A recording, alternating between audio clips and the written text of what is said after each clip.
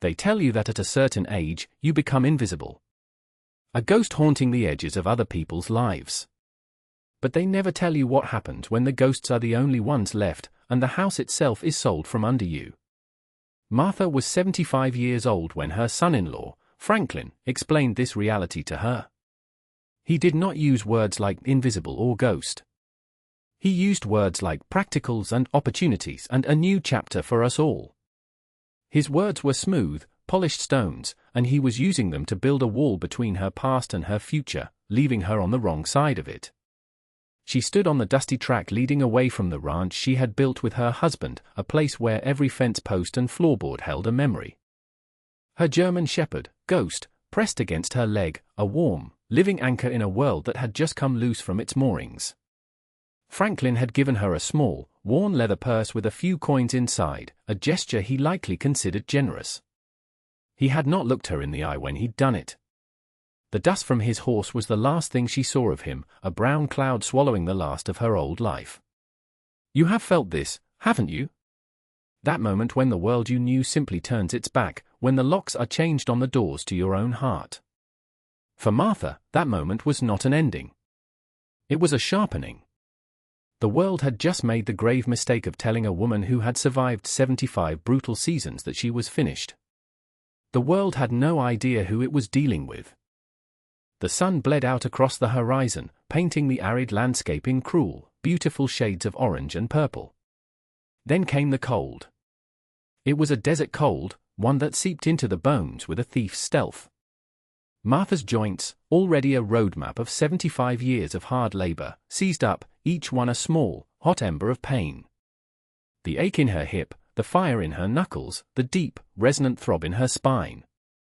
She catalogued them not as complaints, but as facts.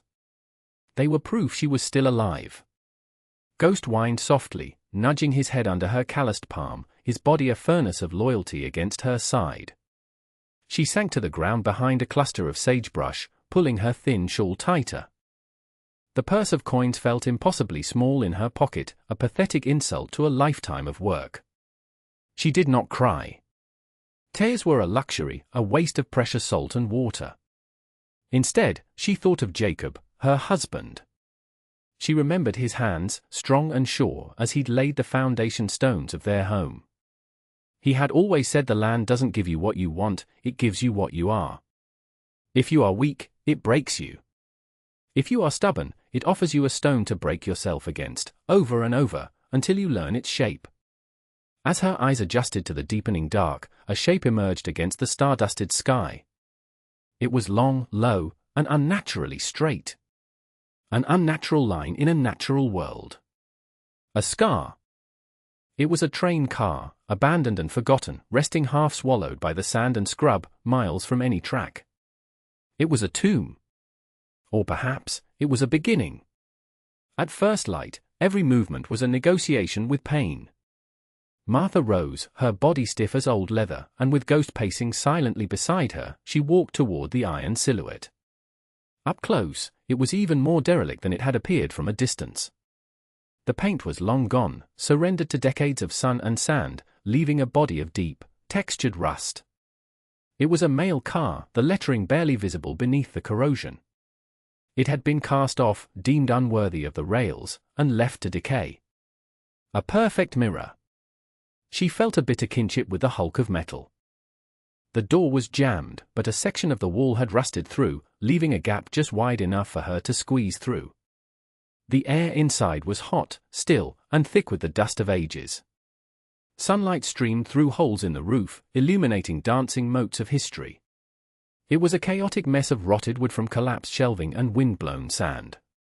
It smelled of rust and time and finality. As she carefully picked her way through the debris, her boot struck something solid. Not rock, not wood. A large, heavy crate, bound with iron straps. Then she saw another, and another, half buried under the wreckage. They were government property by the faded stenciling. A shipment that never reached its destination.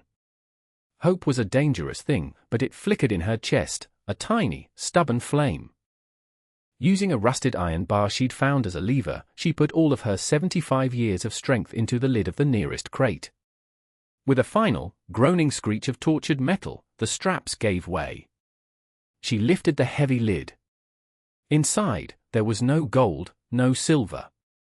There was something far more valuable. Tightly wrapped in oilcloth were pristine sets of leatherworking tools, awls, cutters, edgers, and heavy-handed stitching needles.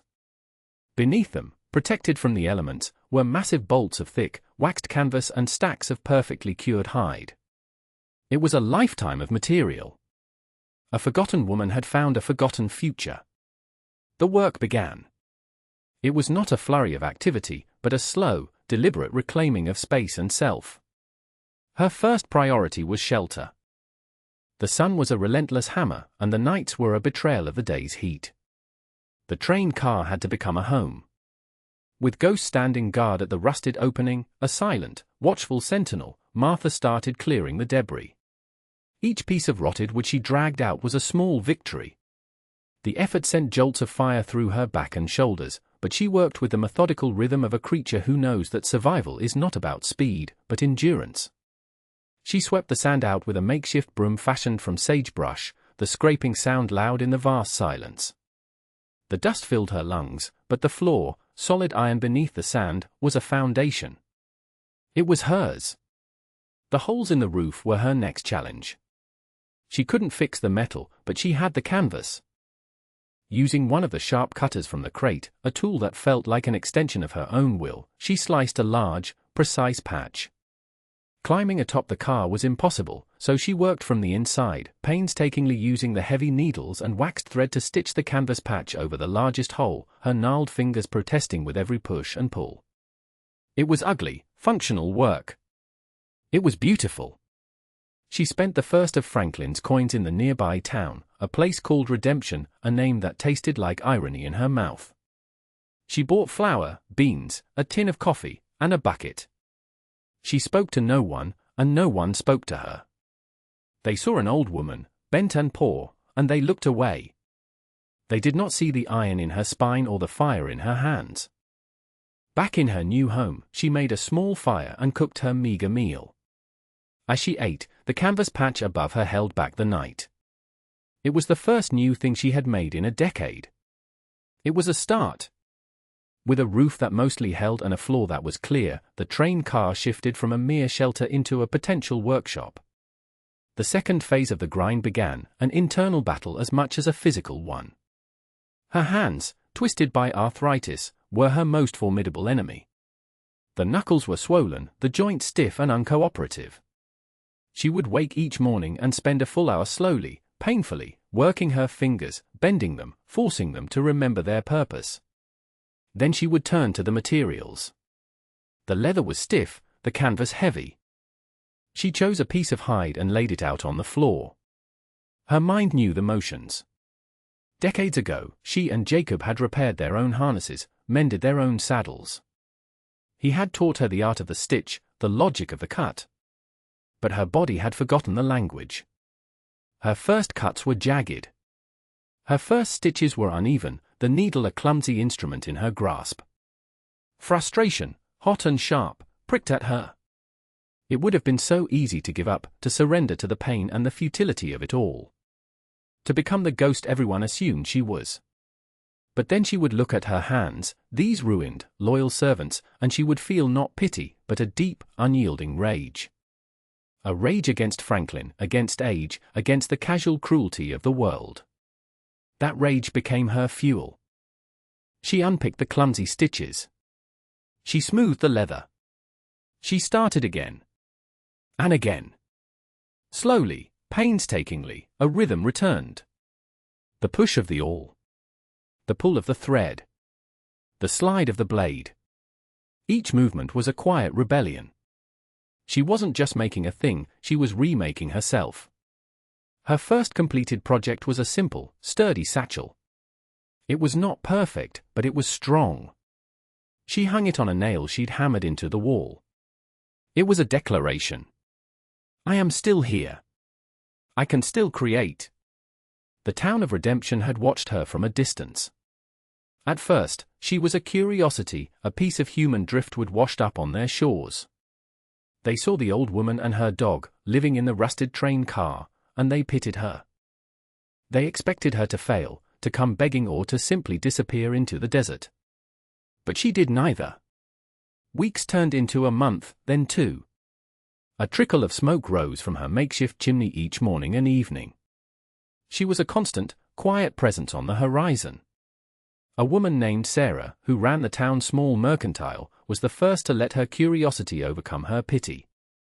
She had seen Martha come in for supplies, always paying with a coin, her face grim and unreadable. One afternoon, Sarah walked out to the train car, ostensibly to see if the old woman needed anything. What she found stopped her. She saw Martha sitting on an overturned crate, the late afternoon sun illuminating her work. She was stitching the edge of a heavy canvas apron, her movement slow but incredibly precise. The satchel Sarah had seen her carrying was not some worn-out relic, it was new, and the craftsmanship was undeniable. "That's a fine-looking bag," Sarah said, her voice startling Martha from her concentration. Martha simply nodded, her eyes guarded. "Did you make it?" Sarah pressed. "I did it." The words were quiet, but not weak. "I've never seen work like that." "The stitching is perfect." Sarah looked from the satchel to the apron in Martha's hands, and then at the neat stacks of finished goods inside the car, tool rolls, belts, more satchels. "Would you be willing to make one for me? To sell?" Martha looked at Sarah, truly looked at her for the first time. She saw not pity, but genuine respect. She considered the rolls of canvas, the stacks of leather, the years of work they represented. "I would," Martha said. "But my work is not cheap." Sarah smiled.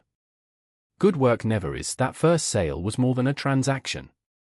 It was an anchor, mooring her new life to the world. It was an acknowledgement that what she created had value. And by extension, so did she. Autumn arrived, dusting the desert with a chill that sharpened the edges of the sky. The train car was now a home. A small, clever stove, bought with the profits from her work, kept the iron shell warm. Shelves, built from salvaged wood, lined the walls, holding not just her supplies but jars of preserves and sacks of flour. Her work was in demand. The people of Redemption, and travelers passing through, had discovered the old woman in the mail car. They came for her goods because they were not merely beautiful, they were indestructible. They were made with the stubbornness of a woman who refused to break, and that quality was stitched into every seam. One crisp afternoon, a horse and rider appeared, a familiar silhouette against the setting sun. It was Franklin. He looked different. The city had not been kind to him. His suit was dusty, his face was thinner, etched with a sour disappointment. He dismounted, his eyes taking in the scene with disbelief. The tidy, functional home. The smoke curling from the chimney. The quiet dignity of it all. He had left a burden to die, and he had returned to find a queen on her throne. "Mother Martha," he began, his voice slick with a manufactured warmth that slid right off her. "I was so worried. I've come to take you home." Ghost, who had been dozing by the fire, rose to his feet, a low rumble vibrating in his chest. He did not bark. He simply stood, a clear and present boundary. Martha didn't stop her work, continuing to draw a waxed thread through a thick piece of leather. She didn't look up. "I am home, Franklin." He took a step closer, his condescension barely veiled. "This is no place for you. It's squalor. I found a new place, a small apartment in the city. There's a room for you. You shouldn't be living like this." The absurdity of it, the sheer, breathtaking arrogance, was almost funny. He saw squalor where she saw salvation. He saw a hovel where she had built a fortress. He saw a victim he could rescue, not a survivor who had rescued herself. She finally looked up, her gaze steady and clear. The needle in her hand was still. The years of deference, of making herself small to fit in his and her daughter's house, had been burned away in the desert sun. She was no longer a guest in someone else's life. She was the architect of her own. "This place," she said, her voice as calm and unyielding as the iron walls around her, "is the most honest home I have ever had. It was built with my own hands." Franklin's face tightened. This was not the feeble, compliant old woman he had abandoned. This is foolish pride, Martha. Think of your age. You need family. You need to be looked after. He was trying to put her back in the box he had made for her, the one labeled elderly and a helpless. I needed family the day you left me on the edge of town with nothing but a few coins and a memory, she stated, not with anger, but with the simple, devastating weight of truth. You left me with nothing. I found this. I made this. That is the end of it. He was stunned into silence, his manipulative words turning to ash in his mouth. He looked from her unbending face to the powerful animal at her side, then to the evidence of her labor and success that filled the small space. He had come expecting to find a broken woman, a problem he could benevolently solve to soothe his own conscience. He found a woman who had no need for him, no space for his pity, no time for his hollow gestures. She had built a world without him, and there was no door for him to enter. There is nothing for you here, Franklin, she said, her voice softening just a fraction, not with forgiveness, but with finality. He finally understood. The woman he had discarded was gone. In her place was someone he did not know at all. He mounted his horse and rode away, not looking back. He was the ghost now. News travels fast in a small town, and the story of Franklin's return and his dismissal became a local legend. The pity the townsfolk once felt for Martha was replaced by a profound and quiet awe. She was no longer the strange old woman in the train car, she was the matriarch of the mail car. The foundation of her life shifted again, this time not from loss, but from growth. It began with Sarah. She didn't just come to pick up orders anymore.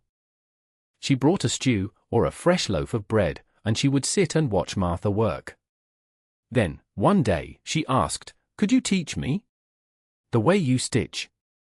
The way you make the edges so clean." Martha looked at Sarah's eager face, and for the first time in a long time, she felt a connection that wasn't born of memory or loss, but of a shared future. She nodded. Soon, others followed.